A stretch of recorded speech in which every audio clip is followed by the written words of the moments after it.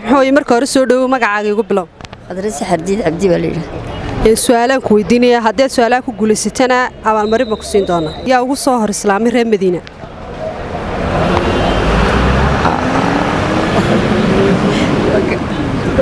Ma garanay inaad ka jawaabto. Xamaad garow. Toro maxaa raada.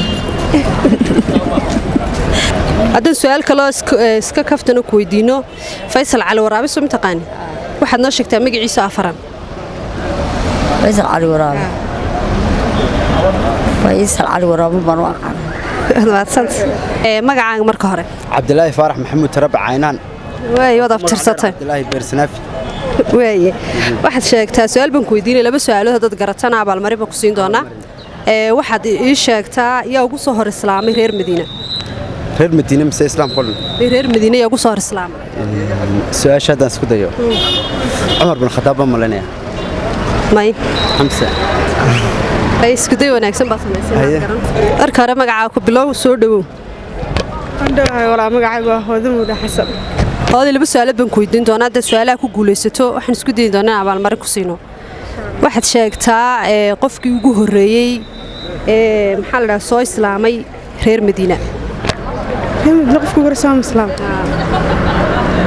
Khadija bint Khuwaylid qofku gore islaamay Khadija bint Khuwaylid Khadija talawaadna saasha horse markaad garato baad kala gudbina saasha markaad isku daydo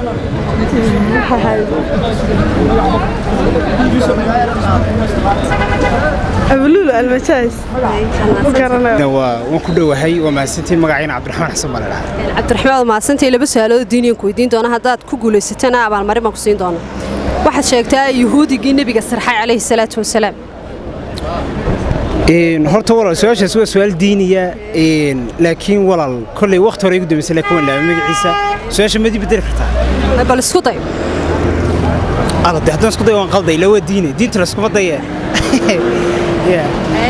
والله سؤال بدر أما سؤال الله بيجي marka hore soo dhaw magacaaga igu bilow magacayga waxa la yiraahdaa Axmed Maxamed Cumar Axmed Maxamed oo waxaan ku weydiin doonaa laba su'aalood diiniya haddaad garatana abaalmarin baad leedahay marka hore waxaad ii sheegtaa yaa ugu soo hor islaamay reer Madiina Ansaar reer Madiina ugu soo hor islaamay magac baan u baahan ugu soo hor islaamay Umay ibn Kacab ya ma karayga Ansaartaas uma yigi saashan garay waxaad ii sheegtaa yahuudigii nabiga sarxa alayhi salaatu wasalaam Lubay bin al-Aasim Lubay bin al-Aasim okay ma santahay su'aasha labaad baan ku weydiin doonaa waxaad sheegtaa asxaabigii la dilay isagoo Ilaahay u sujuuday saxaabigii la dilay isagoo Ilaahay u sujuuday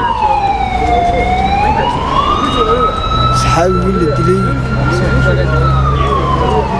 isagoo Ilaahay u sujuuday أبو بكر الصديق وعمر بن الخطاب عمر بن الخطاب